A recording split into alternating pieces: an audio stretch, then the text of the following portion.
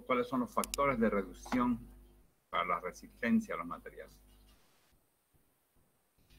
Llamada también resistencia de diseño, proporcionada por un elemento, sus uniones con otros elementos, así como sus secciones transversales, en términos de flexión, carga axial, cortante y torsión, deben tomarse como la resistencia nominal calculada de acuerdo con los requisitos que supone la norma y multiplicada por los factores phi de reducción de resistencia que indicaremos a continuación. Los factores de resistencia phi son un factor siempre menor que 1 porque se multiplica la resistencia. La resistencia ya sea tanto del hormigón como del acero. Las secciones controladas por tracción, en secciones controladas por tracción, como ser los tirantes o tensores y las vigas sometidas a flexión,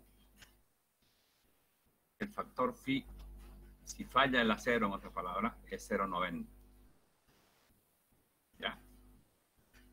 Para secciones controladas en compresión, se presentan dos casos.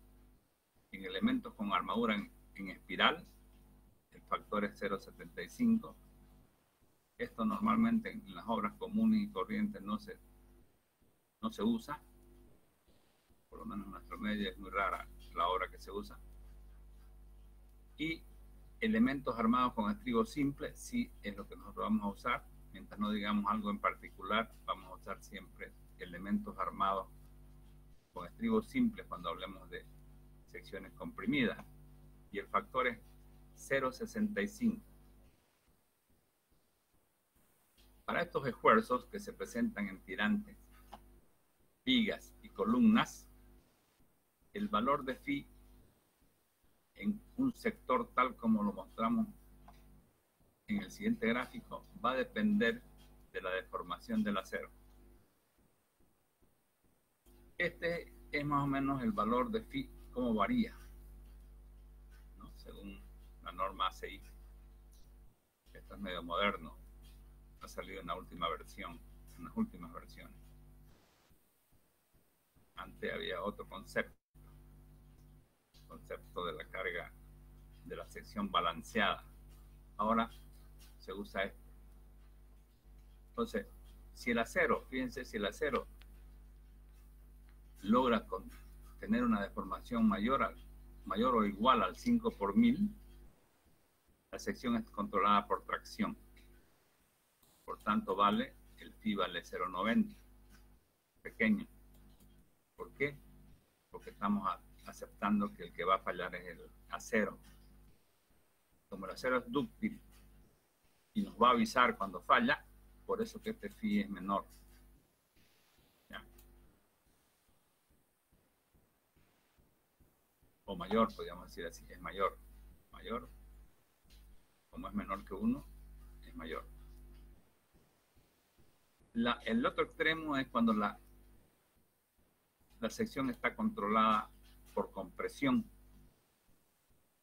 que ocurre normalmente en las vigas, pero puede ocurrir que ocurre normalmente en las columnas, pero puede ocurrir en una viga, por ejemplo, que falle primero el hormigón. En ese caso, nuestro factor de reducción sería 0,65, tanto para el hormigón como para el acero. Normalmente uno no quiere que falle acá una viga, quiere que falle, que esté controlada por tracción, ¿no? Pero si alguna vez ocurriera, mi factor no es 0,90 si falla el hormigón, es mucho más, lo disminuye mucho más al hormigón, ¿no? Tendría que multiplicar con 0,65. Y hay una zona de transición que no es ni de compresión la falla y que no es ni de tracción la falla. Está entre la deformación del límite elástico, que vendría a ser esta. Fíjense que ustedes el acero, sabemos nosotros tiene toda una zona donde trabaja de manera elástica. Después se produce aquí la fluencia, y este es el límite de fluencia. Cuando nosotros hablamos de acero, no estamos hablando de la tensión de rotura, estamos hablando del límite de fluencia. Vamos a ver más después esto. ¿Y cuál es el límite de fluencia? ¿Cuál es la deformación que corresponde al límite de fluencia? Es el valor Fy dividido entre epsilon entre E sub S, el módulo de deformación del hormigón, que es 2.100.000, ustedes saben. Entonces este valor va a depender de cuánto vale Fy. Más o menos está alrededor de 0,02 para un hormigón, para un Fy. Vamos a sacarlo exactamente. Para un Fy 5.000, digamos. 5.000 dividido entre 2.100.000 es más o menos 2.38 por 1000. 2.38 por 1000, este valor, para un acero 5000. ¿Ya? Para un acero 4200 es 2 por 1000 directamente. Pero para un 5000 es 2.38. Entonces, entre dos, si la deformación nosotros la tenemos entre 2.38 para un acero 5000 y 5 por 1000, que estuviera por acá, por ejemplo, en un 4 por 1000, el valor de phi tendría que ser el que le corresponde, un valor entre 0.65 y 0.90. ¿No? Entonces, hay una zona de transición. Eso es lo que significa esto. Si yo estoy trabajando en una viga que mi acero no se deforma el 5 por 1000 o más, entonces está en la zona de transición. Si tengo, por ejemplo, una deformación en el acero de 4 por 1000, está en la zona de transición. Tengo que ver y corregir el factor de seguridad de los materiales. El factor por un valor que está entre 0.90 y 0.65. Pero si mi acero se deforma más de 5 por 1000, ahí estoy seguro que está controlado por tracción. O si el acero se deforma menos que su límite elástico, que este valor, el límite elástico, la deformación del límite elástico, estoy seguro que la pieza está controlada por compresión.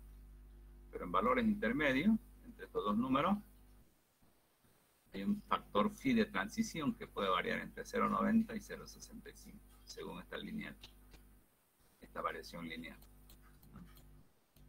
Entonces los tirantes son elementos que están traccionados, pueden estar traccionados o sometidos a tracción compuesta. El valor de phi es 0.90. Aquí el que va a fallar es el acero, porque el hormigón no va a resistir nada. El hormigón solamente va a proteger al acero siempre que hagamos un control de la fisuración. Vigas. Las vigas están sometidas a flexión simple o flexión compuesta. Falla por tracción, el phi vale 0.90. Si la falla está entre tracción y compresión, en ese caso se diseña con el phi en la transición, lo que habíamos indicado. Si mi acero en una viga está por acá, yo tengo que buscar el nuevo phi para disminuir la resistencia a los materiales, que no va a ser 0.90. Pero si el acero falla por tracción, está con una deformación mayor al 5 por 1000, mi phi vale 0.90. En columnas que trabajan a compresión siempre, la mayor parte de las columnas trabajan a compresión, falla por compresión, el phi es 0.65. Fíjense que es mucho más riguroso. Fíjense, para un hormigón, digamos, 250, que falle por tracción, su valor de diseño va a ser 225. Pero si para el mismo hormigón 250, que falle por compresión, 250 por 0.65, me da una resistencia de diseño de 160. O sea que aquí es mucho menor que acá, ¿no? ¿Por qué? Porque cuando falla el hormigón, tenemos una falla frágil, sin previo aviso. Entonces tenemos que darle mayor reserva. Tenemos que estar asegurados que no ocurra eso. ¿Ya? Puede ocurrir en una columna muy rara vez que falle entre la compresión y la tracción. En este caso se diseña con el FIDE en la transición. Digamos esto acá, ¿no? Esta zona. Toda esta zona, si yo quiero encontrar el FIDE en la transición, conociendo estos dos valores, ¿no? El Y sub T, el epsilon T de la tracción, la deformación unitaria del acero y su límite elástico, que acabamos de decir que es 2.38 para 5000. Conociendo estos valores, yo puedo encontrar el phi en forma exacta usando esta formulita. Como vamos a usar el activo phi simple, sería esta formulita que vamos a usar nosotros. Pero si está controlada por compresión, 0.65. Si está controlada, si el epsilon es mayor que 0.05, está controlada por tracción y va de 0.9. Esta es la zona que vamos a usar nosotros mientras no digamos algo especial. Estribos simples. Ahora, los esfuerzos cortantes y los momentos torsores tienen un phi diferente. El phi para el esfuerzo cortante es 0.75. Para el momento torsor lo mismo. Para el aplastamiento en el hormigón es 0.65. Para cartelas, ménsulas cortas y modelos bielas tirantes y puntales, 0.75. O sea que fíjense, el phi no es un valor fijo en esta norma. Depende del esfuerzo a que está sometida la pieza. ¿No? Entonces, normalmente, vigas, uno hace que la viga falle primero el acero, el phi vale 0.9. Columnas, normalmente falla el hormigón, el phi vale 0.65. O sea, todos los elementos que están comprimidos, los elementos que están traccionados y que falla primero el acero, es 0.9. El esfuerzo cortante y el momento torsor, 0.75. Esos valores son los que vamos a usar normalmente. Entonces, ¿cómo hacemos, digamos, si yo tengo una viga, o sea, que tengo unas cargas características? Estas cargas quiere decir sin mayorar. Cargas que tienen un nivel de confianza de un 95%. Lo mismo estos materiales tienen un nivel de confianza de 95%. Estos datos iniciales no son datos cualquiera, son datos que son característicos, que son obtenidos de hacer ensayos y demás, ¿no? Estadística, probabilidades.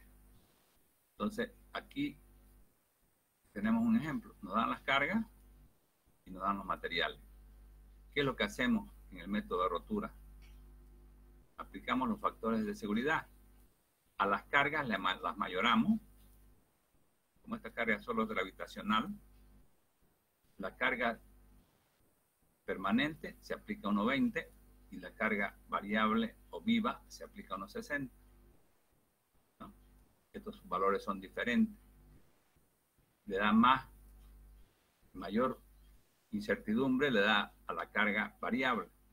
A la carga permanente le da menos incertidumbre, menos factor, porque se puede calcular casi en forma exacta la carga permanente, que es el peso propio de la estructura y todos los pesos que están adheridos a esa estructura, ¿no? Entonces, pero la carga viva, que son la gente, las personas, los artefactos, ahí le da un factor mayor, porque hay mayor incertidumbre. Entonces se mayoran las cargas y yo tengo los momentos últimos mayorados, ¿no? Mayorado. Este es el momento último mayorado y este es el esfuerzo cortante, el momento flector, Si es dominada, si este momento flector está dominado por tracción, el phi es 0,9. ¿Qué significa? Que mi resistencia, que tiene un nivel de confianza de 250, de 95% y vale 250, tengo que aplicarle aparte ese factor de 0,9. Y lo mismo al acero. Este 5000 tiene un factor de confianza del 95%, pero aparte de eso, le voy a dar un factor. ¿Por qué? Porque voy a calcular la rotura para resistencia de materiales disminuidos y acciones mayoradas. ¿No? Si yo estuviera calculando el esfuerzo cortante, el phi valdría 0,75. ¿Cuánto serían las resistencias que tendría que usar? Para el hormigón, 187,5. Y para el acero, multiplicado por 0,75, 3.750. Esto es cuando es cortante. Repito, si fuera, como es una viga, puede fallar por compresión, puede fallar por... Nosotros vamos a hacer que falle por tracción. Vamos a ver cuando veamos el cálculo de viga. Nos conviene, por la seguridad, que primero falle el acero. ¿Para qué? Para que cuando si hay alguna falla, se aducte, nos avise que está fallando. Bien. Con eso terminamos entonces el capítulo 2, la unidad 2. Tienen que estudiarla, verla de nuevo ustedes, estudiarla, complementar con literatura, con libros, con comentarios que hay en internet, no quedarse ahí nomás. Unidad 3. Características de los materiales. Los materiales que tenemos en el hormigón armado son dos: el acero y el hormigón. Pasamos viendo las características del acero. Introducción. El hormigón es un material que tiene muy escasa resistencia a la tracción, por lo que se utiliza barras de acero que se introducen a la masa de hormigón a fin de resistir los esfuerzos de tracción que se generan. Por ejemplo, en una viga sometida a flexión, el hormigón se encarga de resistir las compresiones y las barras de acero longitudinales toman la tracción que se coloca en la superficie donde se genera este esfuerzo debido a la flexión. Adicionalmente, se coloca también en forma de estribos una armadura transversal que ayuda a resistir los esfuerzos de tracción diagonales en el hormigón causados por los esfuerzos cortantes. El acero también se usa para ayudar al concreto a soportar esfuerzos de compresión. Por ejemplo, en el caso de una columna, las armaduras ayudan a reducir las secciones transversales de las mismas. Es decir, el acero en hormigón armado no necesariamente lo vamos a colocar siempre para que trabaje a tracción. También como el acero es un material isótropo que tiene la misma resistencia tanto a compresión como a tracción en cualquier dirección, este acero lo vamos a usar en algunas ocasiones para ayudarle al hormigón a tener mayor resistencia a compresión. Ocurre en las columnas, o como ocurre en las vigas cuando yo coloco fierro adicional en la zona comprimida para ayudarle al hormigón a que resista mayor cantidad de compresión. Características geométricas. Las barras empleadas en hormigón armado deben ajustarse a la siguiente serie de diámetros nominales expresados en milímetros y la sección transversal expresados en centímetros cuadrados. El diámetro. De todos estos diámetros que estoy mostrando acá, nuestra norma nos pide que siempre lo coloquemos en milímetros. Y aquí, digamos, los diámetros comerciales son los que están aquí. Es decir, un FI de 9 no hay para comprar. Un FI de 9 milímetros, un FI de 7 no hay. Un FI de 11 tampoco. Un FI de 13. Los que nos llegan son FI de 6, FI de 8, de ahí pasa a 10, de ahí pasa a 12, de ahí pasa a 16, de ahí a 20 milímetros, de ahí a 25, una pulgada, y de ahí a 32. Más o menos esto tiene una equivalencia, no exacta, pero más o menos una equivalencia en pulgadas, un cuarto, FI de 6 debe ser un cuarto aproximadamente, el FI de 8 es 5,16 hectamal, 5,16, 5,16, sí, el FI de 8 es 5,16, el FI de 10 es 3 octavos, está bien, son valores aproximados, no son exactos.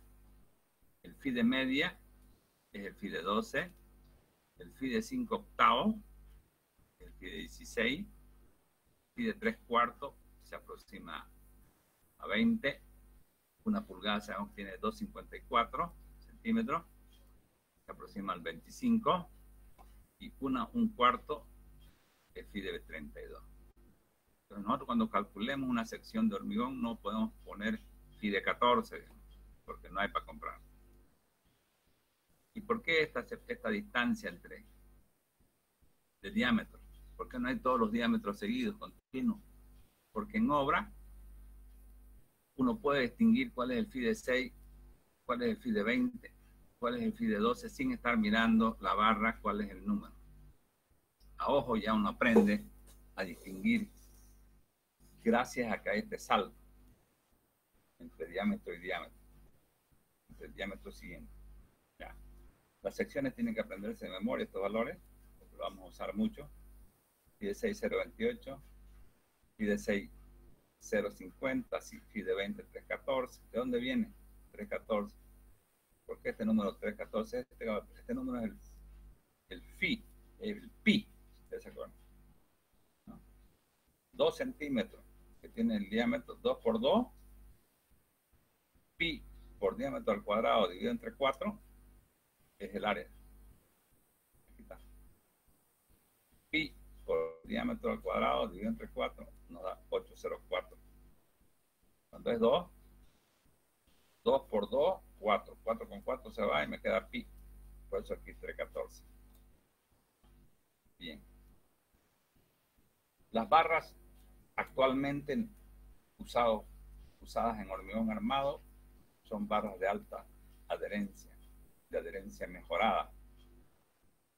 Ya no se aceptan las barras lisas en hormigón armado. Esta serie tiene la ventaja de que las barras correspondientes se diferencian fácilmente unas de otras a simple vista, lo que evita confusiones en obra. Además, la sección de cada una de estas barras equivale aproximadamente a la suma de las dos secciones de las barras inmediatamente precedentes, lo cual facilita las distintas combinaciones de uso. ¿Cómo escribimos? ¿Cómo representamos el diámetro? Digamos, aquí yo tengo 2 phi, así se escribe siempre, 2 phi. Este phi no tiene nada que ver con el phi que vimos inicialmente, con este phi. ¿Ya? Por eso algunas normas ponen diámetro de barra y ahora ya no ponen phi. Pero nosotros estamos acostumbrados a llamarle al diámetro phi. Entonces, las normas, algunas normas ya, en vez de poner phi, ponen diámetro de barra. Es más complicado, digamos, ¿no? Sería así más o menos.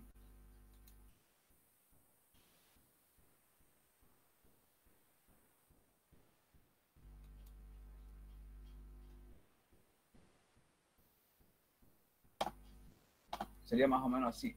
Digamos, si yo tuviera una barra, una viga,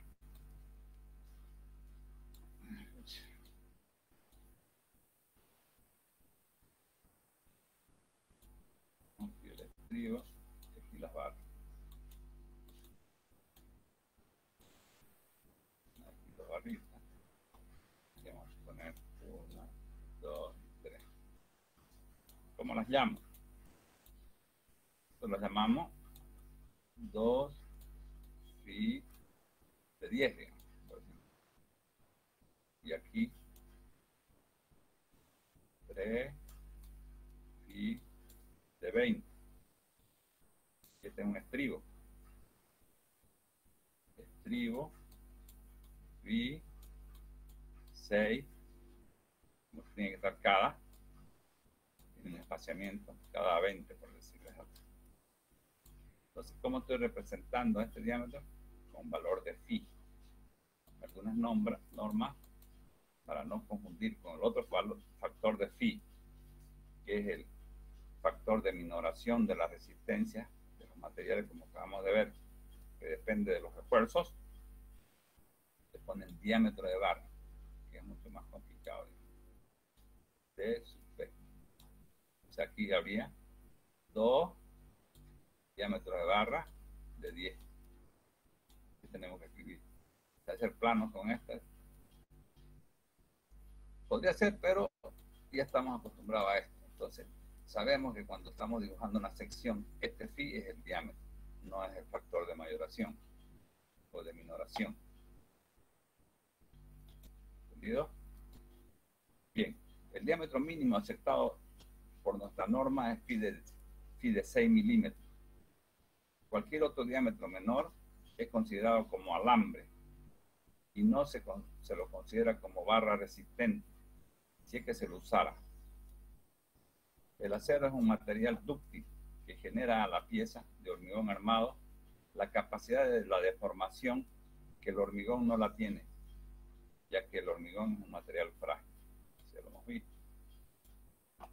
Barras de acero laminado en caliente. Las barras de acero generalmente son de sección circular, con resaltes o corrugaciones en las superficies para mejorar la adherencia en el hormigón. Los aceros lisos casi no se usan como refuerzo, que en los inicios del hormigón armado eran los únicos disponibles. Hoy en día han sido completamente reemplazados por los corrugados, con lo cual se ha logrado una mejora sustancial en la adherencia acero-hormigón. Calidades del acero de refuerzo. Las barras de acero usadas en el hormigón armado deben cumplir con algunas normas siguientes. Hay esta norma ASTM A615 para el acero grado 60. Y esta es la norma ASTM A706 para el acero de baja aleación que es soldable, grado 60. La norma A605 cubre los aceros de refuerzo que se usan con mayor frecuencia en la mayoría de los países. La citada norma no limita la composición química de los aceros, salvo el contenido de fósforo. Aunque esto ya está cambiando gradualmente. Ya casi ahora todos los aceros que nos llegan son A706, son soldables. Antes los aceros no eran soldables, todos. O sea, se usaba mucho esta norma. No hace mucho. Pero ahora ya la mayoría de los aceros que llegan tienen este. Si ustedes se fijan en la barra, tienen una S, significa soldable. La norma A615 cubre los aceros de refuerzo que se usan con mayor frecuencia. Ya hacemos la norma A76 cubre a los aceros para aplicaciones especiales en las cuales la soldabilidad, la facilidad de doblado y la ductilidad son consideraciones importantes para la elección del acero. Limita la composición química del acero de tal modo que el carbono equivalente sea menor a 0,05%. ¿Qué significa esto? significa que hasta no hace mucho estos aceros solamente se usaban en la zona sísmica. Y la plata no es mucha la diferencia, ¿no? Porque está un poquito más de carbono, en realidad no es mucha. Ya como ahora, antes llegaba un acero estirado en frío, y ese normalmente era no soldable, estaba por acá, estaba con esta norma. Pero ahora la mayoría de las normas, muchas normas ya han rechazado el acero estirado en frío, ya no se lo usa. ¿Cuál era el acero estirado en frío? Era un acero dulce, no era de alta resistencia, pero cuando se los tira y se los retuerce, las moléculas cambian de posición y hay al someterlo a esa deformación, el acero se endurece y pasa a ser de una resistencia normal, dulce, pasa a ser una resistencia alta. Ese acero ya no se usa porque era muy frágil, o sea, mucho más frágil que un acero construido en molde de la fábrica, ¿ya? Que se usaba solo para zonas sísmicas. Como le digo, ahora ya, al no haber el acero estirado en frío, todos son moldeados y todos son soldables, la mayoría. La siguiente tabla nos indica los distintos aceros que se fabrican para usar en estructuras de hormigón armado. Se muestran sus límites de fluencia mínima y máxima y la tensión última de rotura. ¿Ya? Por ejemplo, aquí un acero 40, grado 40, significa que esto vendría a ser 40.000 libras por pulgada cuadrada. En kilopón centímetro cuadrado, que es lo que nosotros estamos viendo, hemos hecho que esta sí la podemos nosotros sentir, estas unidades, no las libras por pulgada, porque no nos hemos creado así. Entonces, el mínimo para un grado 40 es 2.800 y el máximo es 4.200. Para un grado 6.000 kilopón, 6.000 libras por pulgada cuadrada, se ponen el grado 660, corresponde a un acero kilopón centímetro cuadrado de 4.200. Este es el acero que más se usa en todos los países limítrofes. 4.200. La mayoría. ¿Ya? Que tiene como mínimo 4.200 y como máximo puede llegar a 6.300. El acero grado 75 es el acero 5.000, que es el que nos llega de Brasil a nosotros. Este puede llegar hasta 7.000. ¿Ya? Este es el acero grado 60 que se usa en la zona sísmica, 4.200, y su máximo es 4.600. Este exige una relación entre todos los valores que tenga por lo menos 1.25. O sea, entre el valor mínimo y el valor máximo.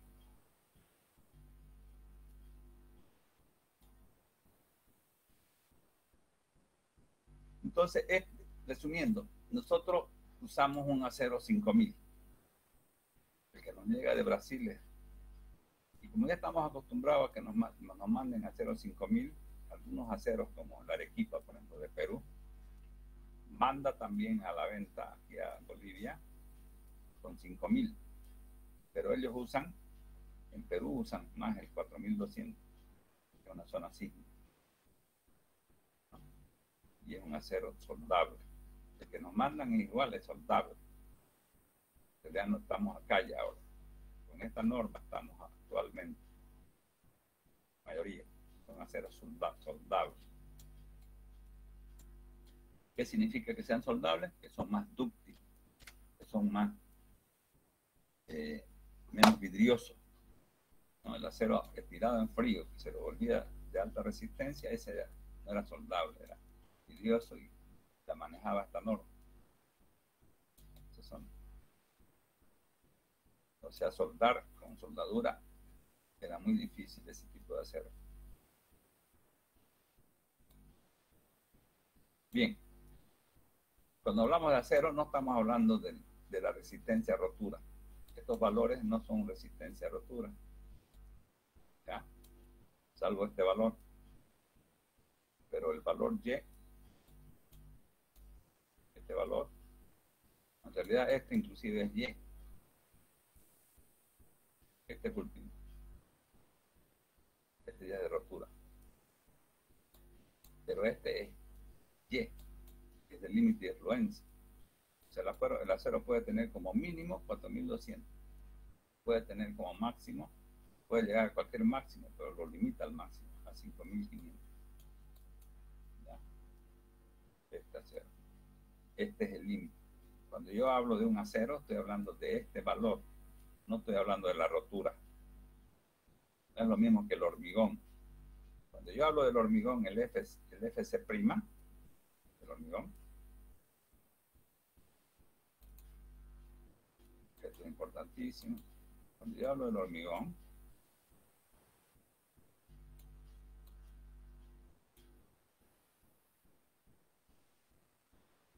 el FC' es a rotura.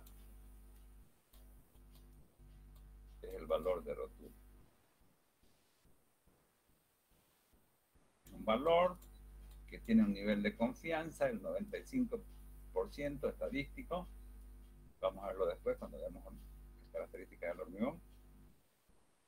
Que está referido a una probeta, al valor de una probeta sometida a compresión a rotura. Cuando hablo del acero, el FY, el acero, no está referido este valor a la rotura, está referido al valor del límite de fluencia.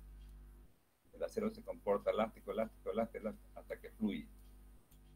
Ese valor se llama. De ahí se endurece el hormigón, inclusive, se endurece, resiste más. Ya las deformaciones son grandes, pero inclusive gana más resistencia. Gana hasta que se rompe. Estos valores no me interesan. Me interesa este valor. El límite de fluencia, el límite elástico. El límite elástico significa que aquí es un límite, hasta ahí es elástico. Y ya empiezan las grandes deformaciones. Hasta que se rompe. Entonces repito, cuando yo hablo del FC, está referido a la rotura, cuando hablo de hormigón. Cuando hablo de acero, está referido al límite elástico, no a la rotura. ¿Ya? Entonces, FY son el límite elástico. Tensión del acero, límite elástico, por límite de fluencia. En algunos libros van a pillarlo. Esto es lo mismo. Significa lo mismo. El acero en Santa Cruz es un acero soldable A76. En general, los fabricantes de acero se preocupan por cumplir el valor mínimo límite de fluencia, FY. Los ensayos de laboratorio indican el valor FY real, que tendrían que ser siempre mayor o igual al nominal. Normalmente los valores de FY real son más altos que los valores de FY nominal, con un 10 al 30%. Propiedades mecánicas de las barras de acero. Para los aceros de grado 40 o 60, se observan claramente las plataformas de fluencia, se observan claramente las plataformas de fluencia, son estas. Esta es la plataforma de fluencia. Empieza a fluir el escalón de fluencia, se llama. Es claro en estos materiales, en estos aceros.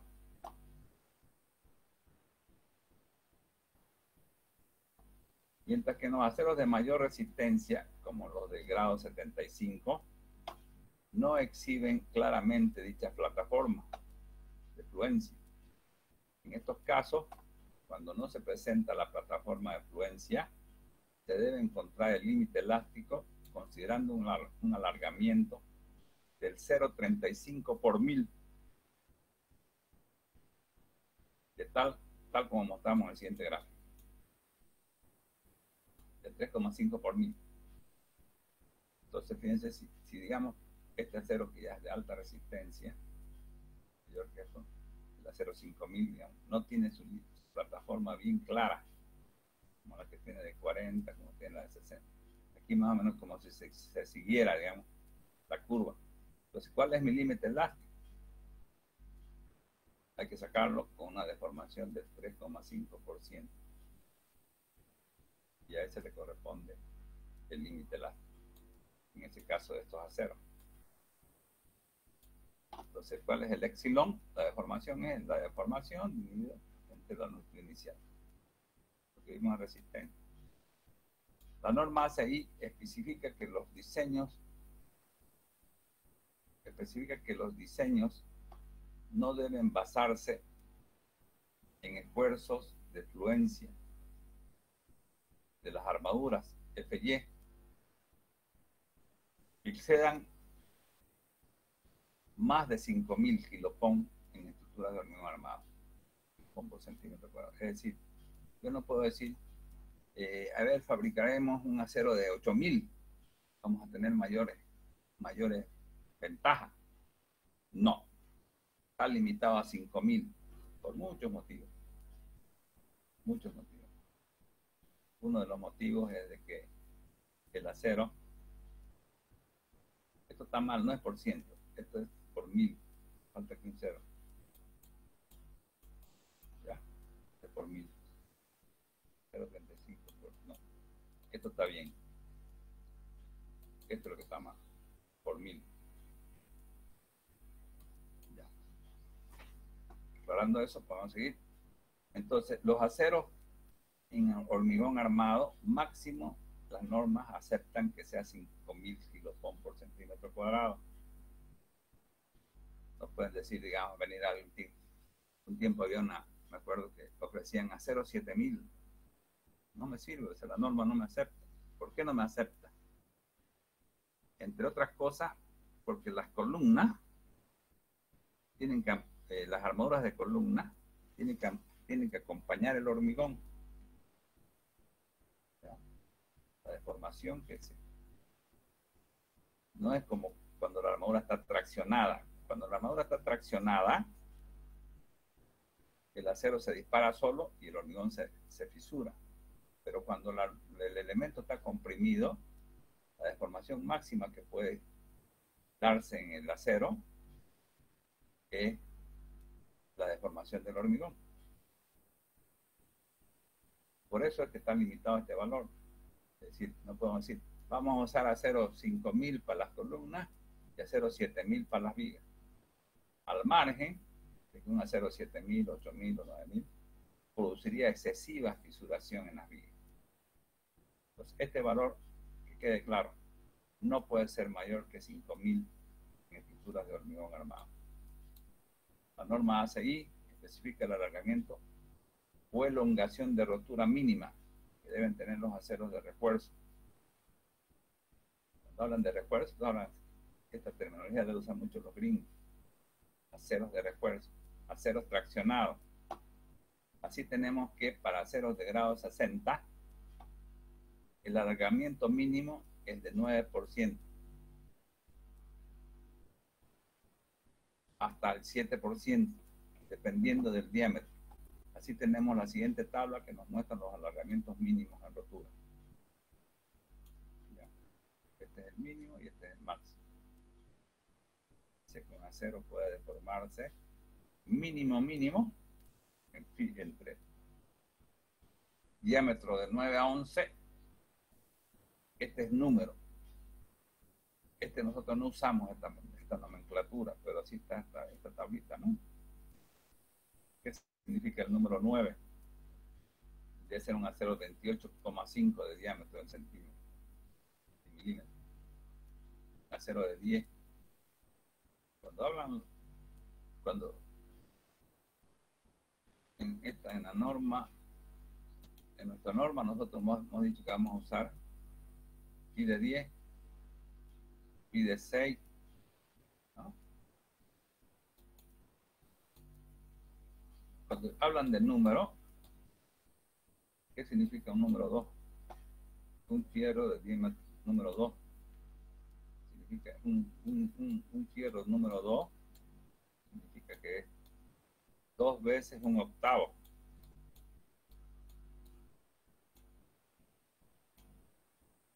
Sería 2, un cuarto. Sería un pi de 6, aproximadamente, 6 milímetros. ¿Qué significa un acero de número 3? El pi, más o menos, aproximadamente es el pi de 6 milímetros. Un acero número 3, cuando ustedes vean cómo especifican los planos norteamericanos, más que todo, usan los diámetros en pulgadas, les llaman 3 para no estar poniendo pi de un cuarto. Para poner, en vez de poner pi, los diámetros de un cuarto, le ponen número 2. Número 3, ¿qué significa? 3 veces un octavo. Es igual a un fierro de 3 octavos. Aproximadamente igual a 10 milímetros. Eso para que ustedes sepan. En realidad nosotros vamos a usar siempre milímetros. Pero cuando vean unos planos con esta nomenclatura de uso en los fierros, van a hablar, el número significa veces un octavo. Entonces aquí, digamos, esta tablita estaba en números. La barra número 3, 4, 5 y 6 exigen un alargamiento del 9%, o mínimo. Las barras 7 y 8, 8%. Las barras 9 y 10 y 11, 7%.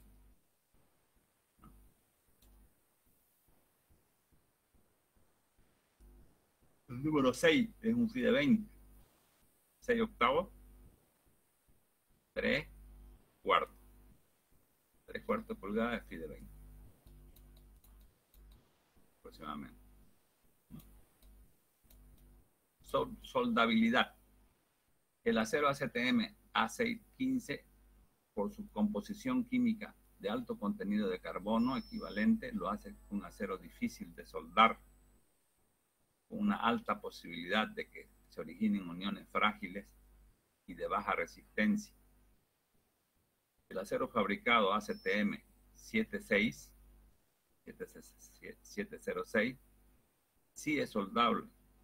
Su uso es recomendable en las zonas de alto riesgo sísmico, ya que facilita las reparaciones de las barras dañadas luego de los sismos intensos o cuando se requiere reforzar o ampliar una estructura.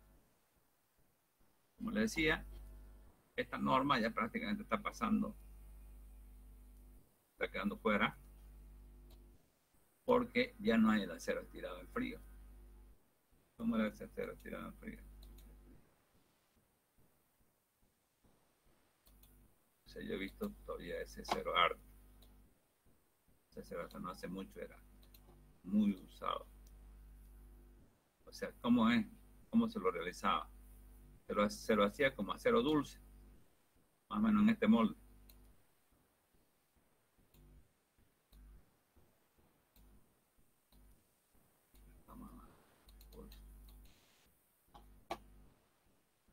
Es una barra, una barra, una barra.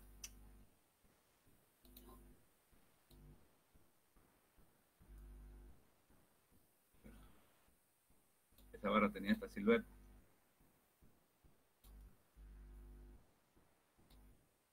¿Ya? ¿Qué hacían los tipos? La sometían a tracción y la retorcían. Torsión. Estirado en frío, pues se llama. Cuando lo estiraban ¿cómo uno se da cuenta que era un acero estirado en frío? Era fácil darse cuenta. porque esto se formaba, estas aletas, al retorcerlas, se formaban hélices, quedaban de alta adherencia. Para lograr la alta adherencia que hacían eso. ¿Ya? Pero este acero tenía la composición química de un acero dulce. Es decir, inicialmente tenía más o menos alrededor de 2400 kilopon por centímetro cuadrado. Al estirarlo, se cambiaba la composición. Las moléculas se reordenaban, el acero ganaba dureza, Al estirarlo, habíamos visto que el acero, cuando nosotros lo estiramos, viene el escalón de silencio y se endurece. Se endurece el doble. Es su resistencia que gana. Si yo lo largo, tengo esta resistencia. Y esa es la resistencia que más o menos llegaba a 4200. Pues este es un acero de composición de un acero dulce. No se podía soldar. Al cambiar las moléculas, la disposición de las moléculas, al soldar, ya se volvía, digamos, frágil, muy vidrioso. Entonces ahí en esa época es que manejaban mucho ese acero con esta norma. Ahora ya este acero tirado frío ya no se lo produce, todo es fabricado ya directamente, moldeado en la fábrica, ya con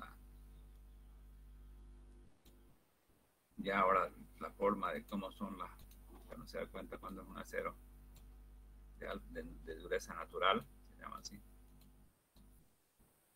cuando las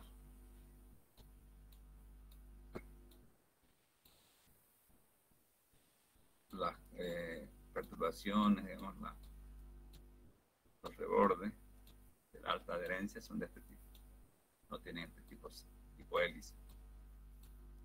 Que vendía de esto, ¿no? De tirarlo y lotarlo. Se endurecía el fierro y ganaba resistencia.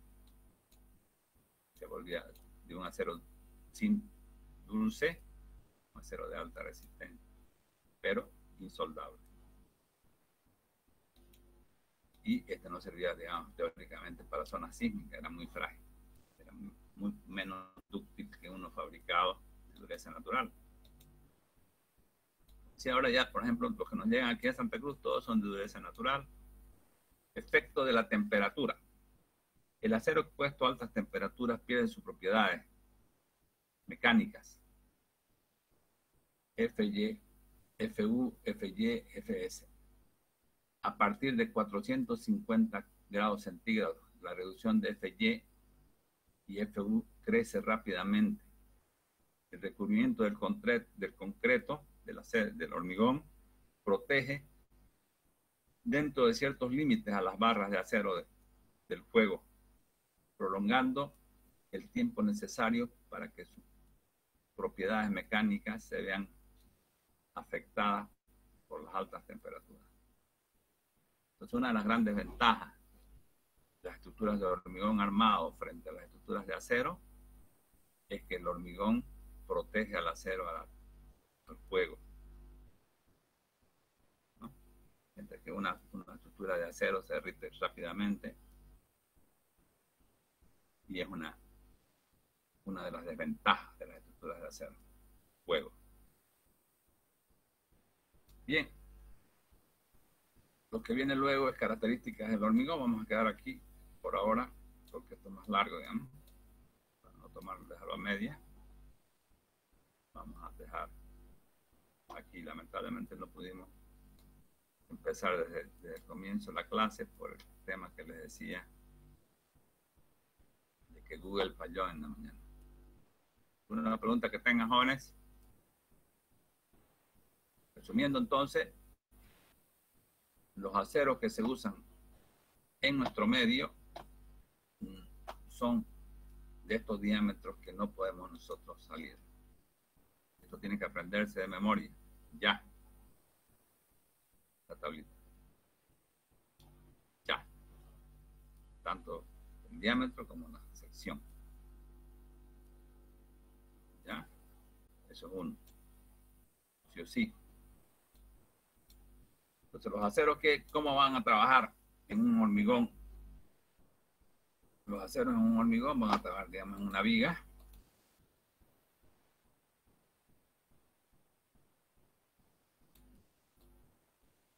Si esta viga fuera de hormigón puro,